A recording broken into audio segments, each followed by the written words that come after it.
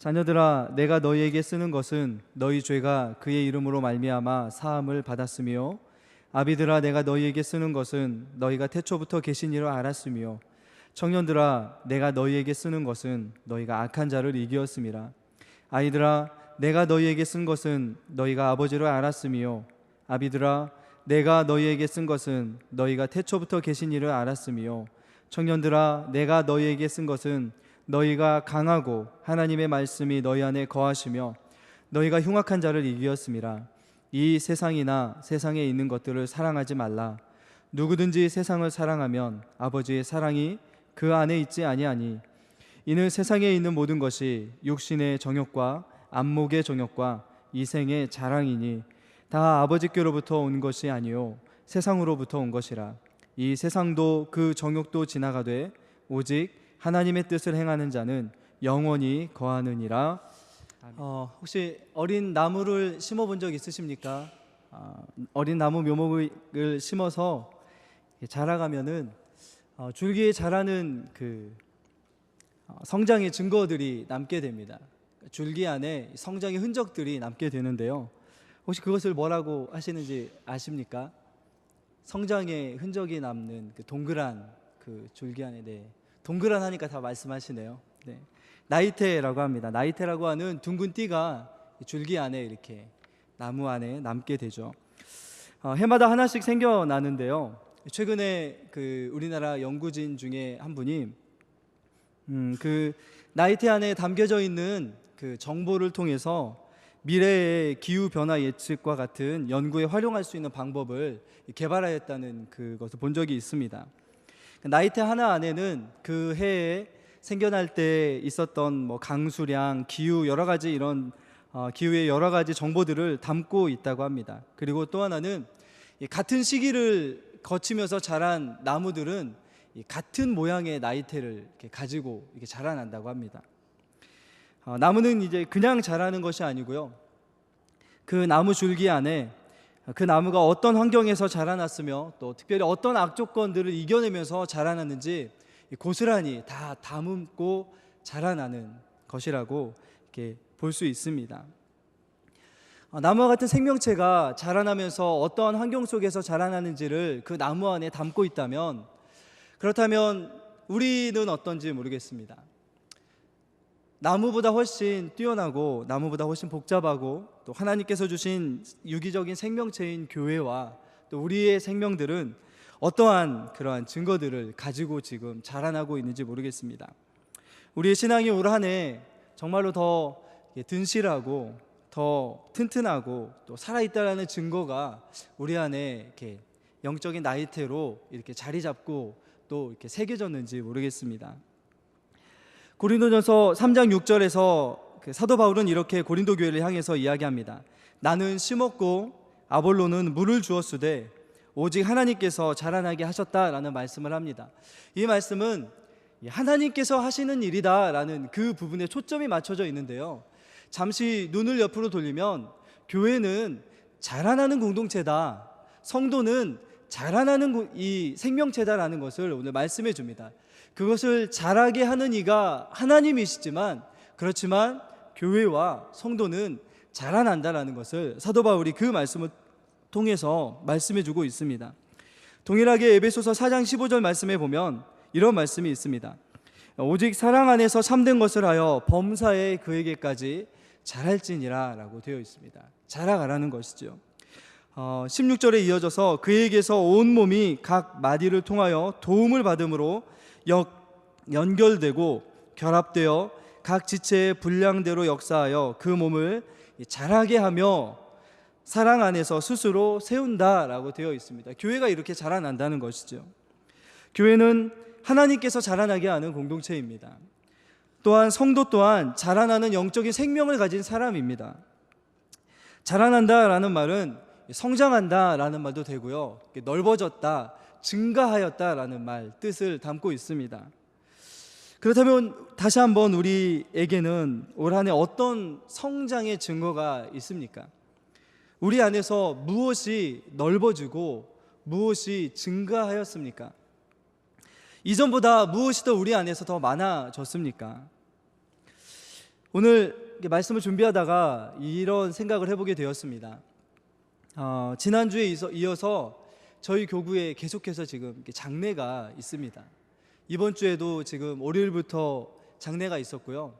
오늘도 장례를 드리는 도중에 임종 예배를 드리고 다시 가서 장례를 드리고 다시 가서 또 장례를 또 치렀습니다.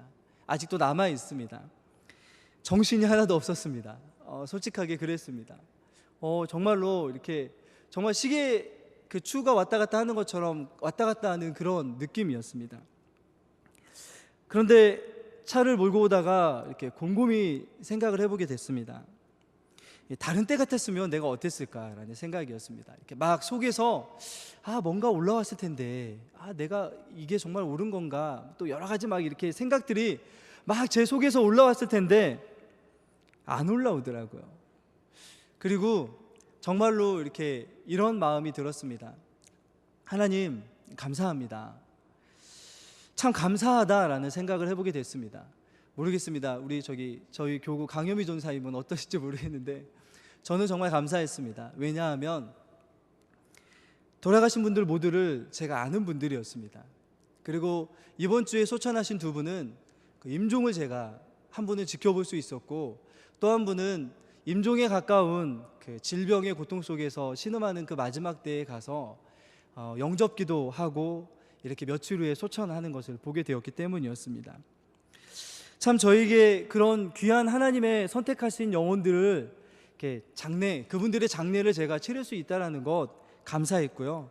그분들을 기도 가운데 이렇게 보내드릴 수 있었다는 것도 참 감사했습니다. 제가 좀 성장한 것 같았습니다. 제가 좀 달라진 것 같았습니다. 제 안에 무엇인가 모르는 여유가 내 안에 생겼구나라는 그러한 제 스스로를 좀 돌아보는 오늘 하루였습니다. 어쩌면 이게 제 올 한 해 제 인생에 제 신앙에 새겨진 나이테인 것 같습니다. 여러 가지 바쁜 일과 속에서도 이전 같았으면 이렇게 불평할 그런 일들도, 물론 불평한 일이 아니지만 이렇게 막 힘들다는 이야기가 나왔을 법한 그런 상황 속에서도 제가 좀 이렇게 잠잠해지고 한 걸 보면서 내가 달라졌구나라는 생각을 하게 되었습니다. 여러분들은 어떠십니까?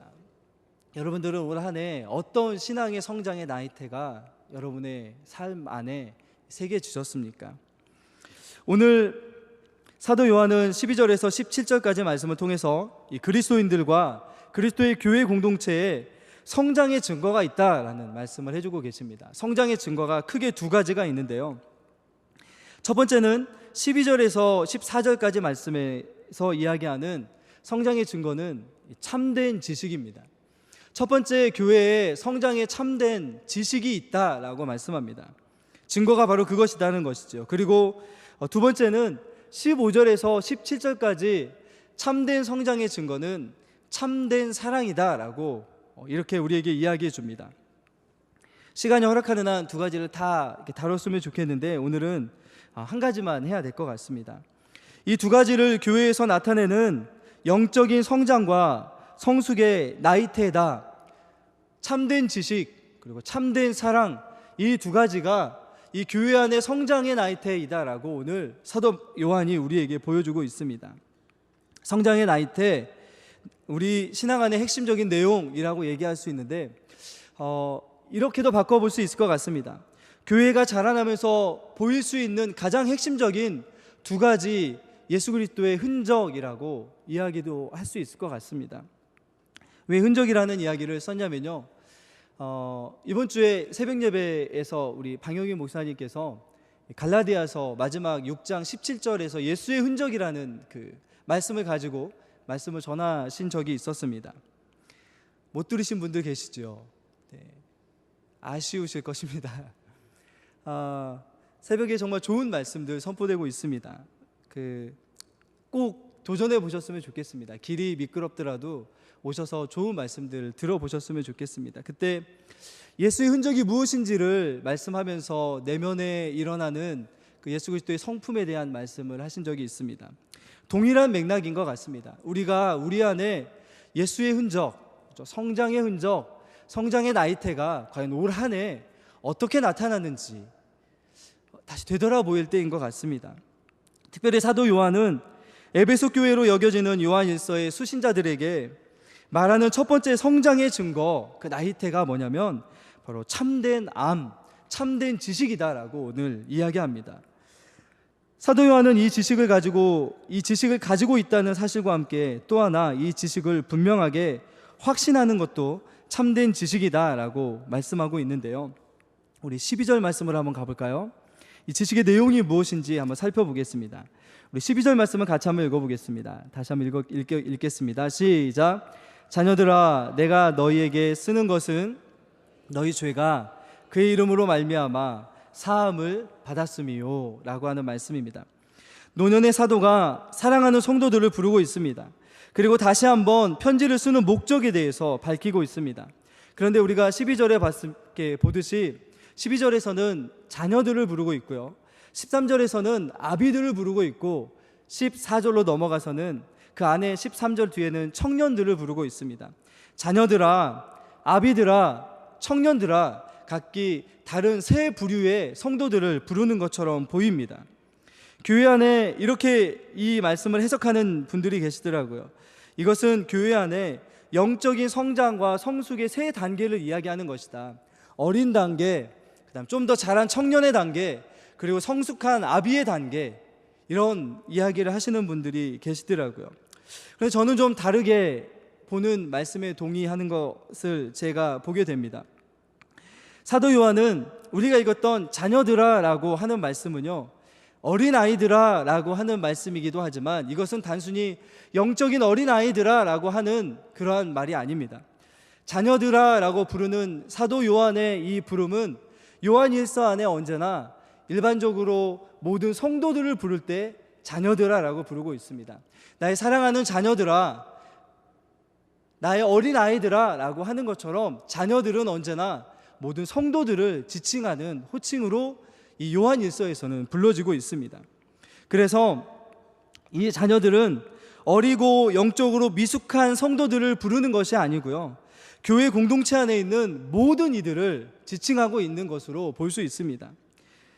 그런데 오늘 12절에서 사도 요한이 이 자녀들에게 무엇을 알아야 된다라고 말씀하고 있습니까? 12절에 보면 너희의 죄가 그의 이름으로 말미암아 사함을 받았다라는 것을 분명히 알아야 된다고 말씀하고 있습니다.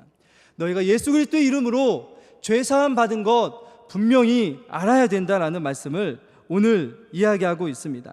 그런데 한 번 이야기하는 것이 아니고요, 14절로 한번 가볼까요? 14절에서도 동일하게 이야기하는 것이, 아이들에게 이야기하는 것이 있습니다. 14절에서는 아이들아, 내가 너희에게 쓴 것은 너희가 누구를 알았다고 이야기하죠? 아버지를 알았다라고 이야기하고 있습니다. 그래서 모든 교회 안에 성도들이 알아야 될 두 가지를 이야기하는데요, 첫 번째는 예수 그리스도의 이름 안에서, 이름을 통해서 우리가 죄 사함을 받은 것을 알아야 된다, 그리고 그것을 확신해야 된다라고 말씀하고요, 두 번째는 아버지가 누구이신지, 우리가 어떻게 누구를 통해서 하나님이 우리의 아버지 되었는지를 알고 확신해야 된다라는 이 두 가지를 모든 성도들이 알아야 될 지식의 내용으로 보여주고 있습니다. 꼭 알아야 된다는 것이죠. 모든 성도들이 확신하는 지식이 바로 이것이다라고 이야기하고 있습니다.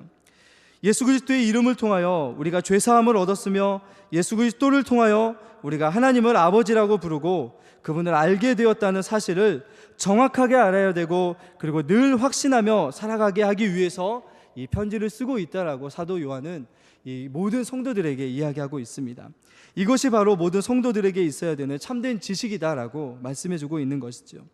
그런데 여러분, 오늘 12절 말씀에 보면 조금은 다른 부분이 있습니다. 12절을 보시면 우리가 죄 사함을 어떻게 받았다고 이야기하고 있습니까? 누구의 이름으로 죄 사함을 받았다고요? 네, 예수 그리스도의 이름으로 우리가 죄 사함을 받았다고요. 이것은 다른 곳에서 이야기하는 죄 사함의 그 방법과 조금은 다른 부분이 있습니다. 왜냐하면 다른 부분에서는 우리가 예수 그리스도로 말미암아, 아니면 예수 그리스도의 십자가로 말미암아, 예수 그리스도의 피 흘리심으로 말미암아 우리가 죄 사함을 얻었다라고 말씀합니다. 그런데 오늘 말씀에서 사도 요한은 그렇게 이야기하고 있지 않고요, 뭐라고 말씀하냐면 너희가 누구의 이름으로 죄사함을 받았다고요? 예수 그리스도의 이름으로 죄사함을 받았다라는 조금 다른 말씀을 하고 있습니다.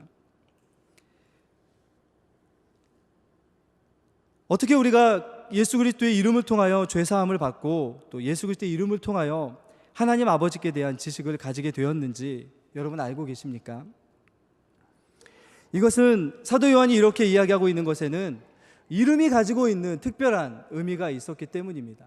예수 그리스도의 이름, 이것은 다른 말로 한다면 그 이름 안에 담겨져 있는 예수 그리스도의 성품, 그 이름 안에 담겨져 있는 예수 그리스도의 속성, 본성, 예수 그리스도께서 하신 모든 일, 가르친 모든 것을 포함하는 것입니다. 유대인들은 이름하면 그 사람의 모든 것이 다 담겨져 있다라고 생각하였습니다. 그래서 예수 그리스도의 이름 하면 예수님께서 이 지상에서 하신 일, 우리에게 보이신 그분의 성품, 속성이 그 안에 다 담겨져 있다는 것이죠. 우리가 그것을 통해서 그것으로 말미암아 우리가 죄사함을 받았다라고 하는 것입니다. 다른 말로 한다면 우리가 예수 그리스도의 이름으로 말미암아 하나님 아버지를 알게 되었다라고 하는 것이 오늘 이 말씀의 핵심입니다. 예수 그리스도의 이름, 그분의 하신 일뿐만이 아니고 그분의 성품, 그분의 말씀, 그분의 모든 것을 통해서 우리는 하나님을 알게 되었고 하나님께서 우리를 위해서 가지신 사랑과 그분의 하신 일을 우리가 알게 되었습니다. 그렇다면 여러분, 이 예수 그리스도의 이름 안에서 죄사함을 받은 우리들은 어떤 이름을 가지고 있습니까? 예수 그리스도의 이름으로 죄사함을 받아 하나님의 우리는 자녀가 되었다고 우리를 이야기합니다. 예수 그리스도의 이름으로 말미암아 죄사함 받아 우리는 하나님 앞에서 거룩한 백성이요 왕같은 제사장이 되었다고 말씀합니다. 우리는 거룩한 무리라는 성도라는 이름을 가지고 있습니다. 우리는 예수 그리스도를 따르는 그리스도인이라는 이름을 가지고 있습니다. 그렇다면 여러분, 예수 그리스도의 이름으로 우리가 이러한 영광스러운 이름을 얻었는데, 그렇다면 우리가 가지고 있는 그 이름을 통해서 얼마나 많은 이들이 하나님을 알아가고 있습니까? 예수 그리스도는 그분의 이름을 통해서 하나님을 우리에게 알려주셨고 하나님을 믿게 하셨고 우리의 죄사함의 은혜가 있는지를 우리가 깨닫게 해주셨습니다. 그렇다면 여러분, 그 예수 그리스도의 이름을 통해서 우리에게 주신 이 놀라운 이름인 그리스도인, 성도, 왕같은 제사장, 거룩한 백성이라는 이 놀라운 우리에게 주신 이름을 통해서 우리는 얼마나 우리 주변에 있는 사람들이 하나님을 알도록, 하나님을 아는데 그 이름이 사용되어지고 있습니까? 다른 것이 아닌 우리의 본성과 우리의 성품, 또 우리가 하는 모든 것을 통해서 과연 올 한 해 얼마나 하나님이 우리의 이름을 통해서 알려졌습니까? 그리스도인이라는 우리의 이름 안에 정말로 예수 그리스도의 성품이 담겨져 있었습니까? 그것이 드러나고 있었습니까? 한 해를 마감하면서 우리의 신앙 안에 그 이름으로 새겨진 나이테가 있는지 한번 되돌아봐야 될 것 같습니다. 사도 요한은 특별히 자녀들아 라고 이 성도들을 부르면서 그 안에 각별한 애정과 애틋한 신뢰를 담아서 권면하고 있습니다. 그저 우리가 누구에 의해서 구원받아 죄사함을 얻었는지 아는 것만이 중요한 것이 아니라 이제 우리가 얻은 새로운 이름 안에서도 하나님의 이름이 높아지며 누군가가 하나님을 아는 이들이 있기를 바란다는 소망으로 나의 자녀들아 라고 부르고 있습니다. 비록 올 한 해 그런 일이 만약에 부족하였다면 우리에게 또다시 주어질 새로운 한 해에 이렇게 우리에게 주어진 이름을 통해서 하나님의 이름이 알려지고 하나님을 알게 되는 그러한 놀라운 일이 우리를 통해서 있기를 간절히 소망합니다.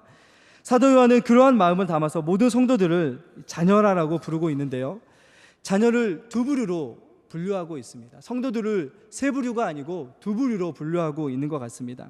첫 번째 부류는 13절에 보시면 아비드라라고 하는 한 무리이고요, 또 한 부류는 청년들입니다. 청년들아라고 하는 두 가지 부류를 분류하고 있는데요, 먼저 이 아비들이 누구인지를 좀 살펴보도록 하겠습니다.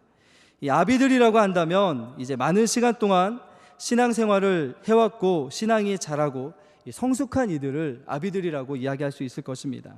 그리고 청년들은 이제 막 예수를 믿기 시작해서 끊임없이 자기 자신과의 치열한 싸움과 또 영적인 전쟁을 해나가며 또 열정적으로 예수 그리스도를 믿어 그렇게 신앙생활을 해나가는, 신앙의 연수가 그렇게 길지 않은 이들을 청년들이라고 이야기할 수 있을 것 같습니다.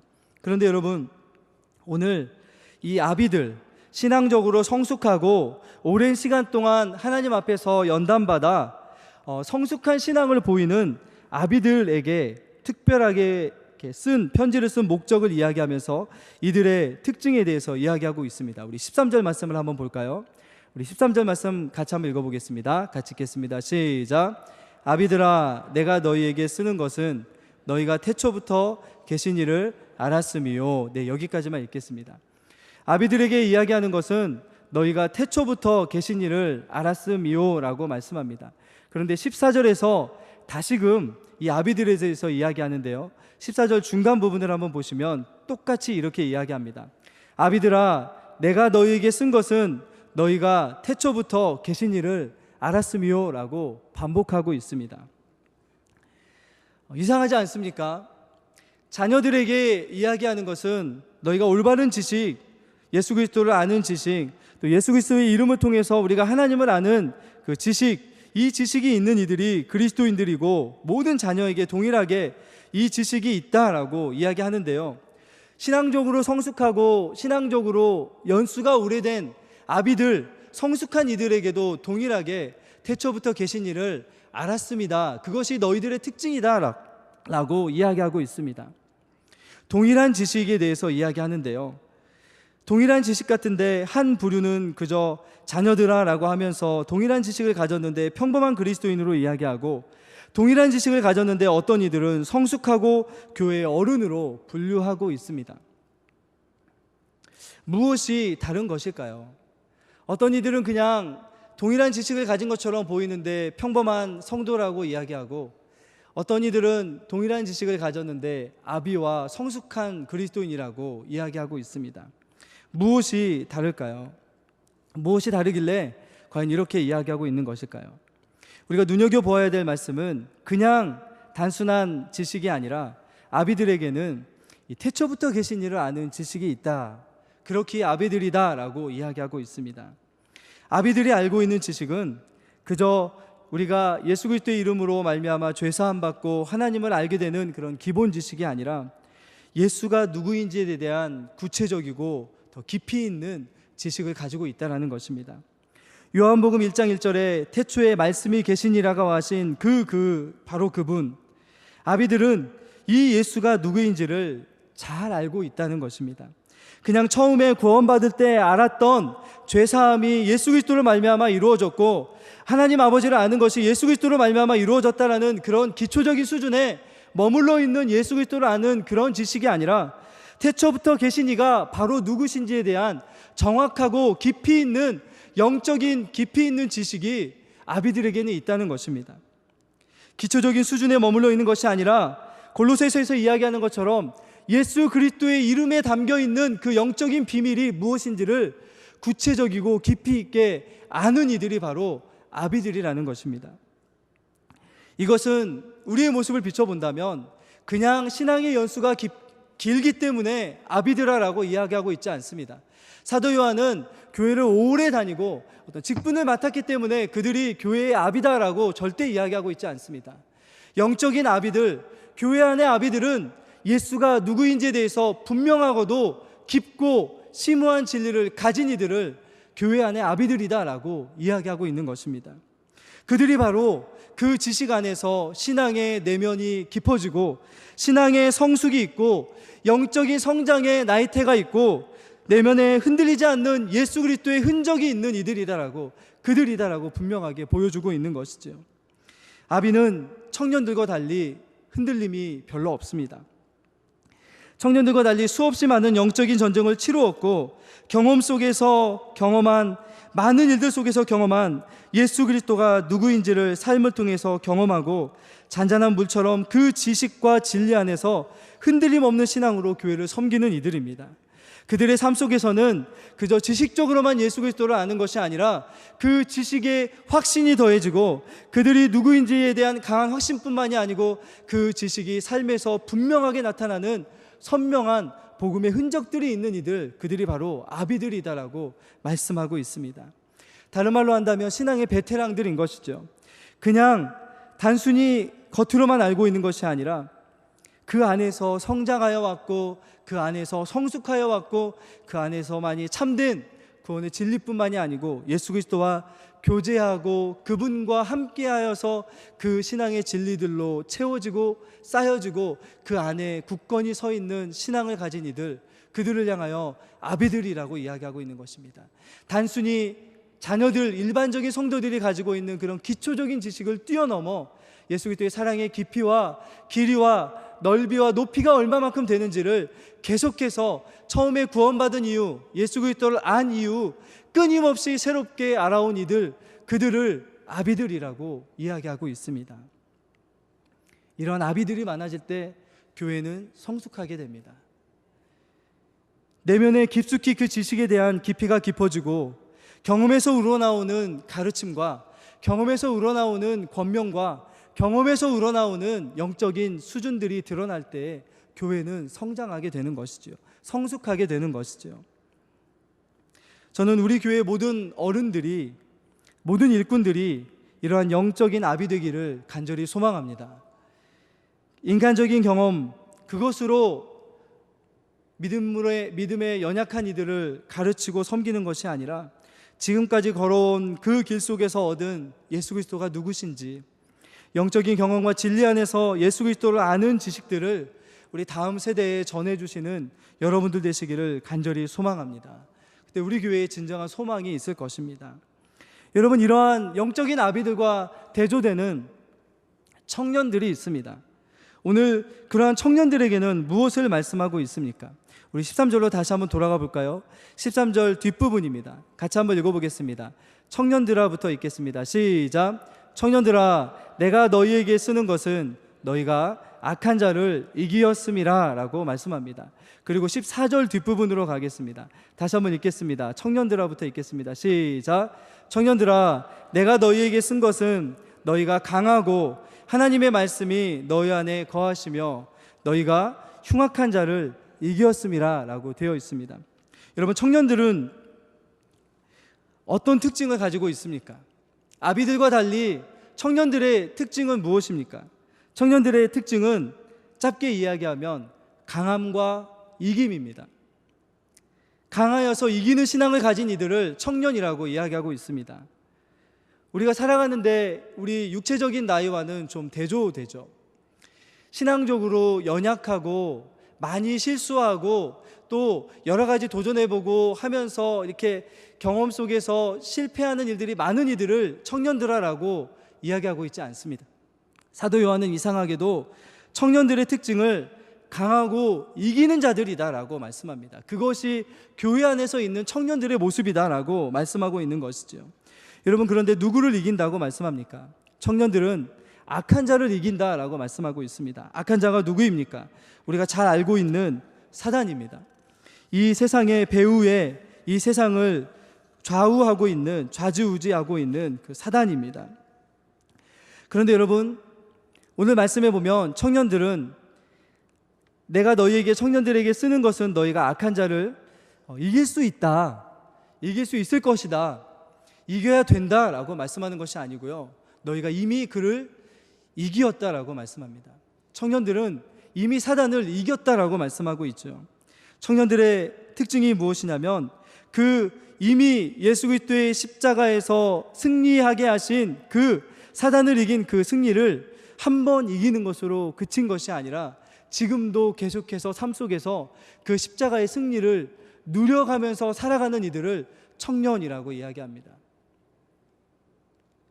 한 번 이전의 승리를 맛본 그런 인생이 아니고요, 계속해서 지금도 십자가에서 이루신 예수 그리스도의 그 사단을 이기게 하신 승리를 지금도 여전히 동일하게 누리면서 살아가는 이들, 그들을 청년이라고 이야기하고 있습니다.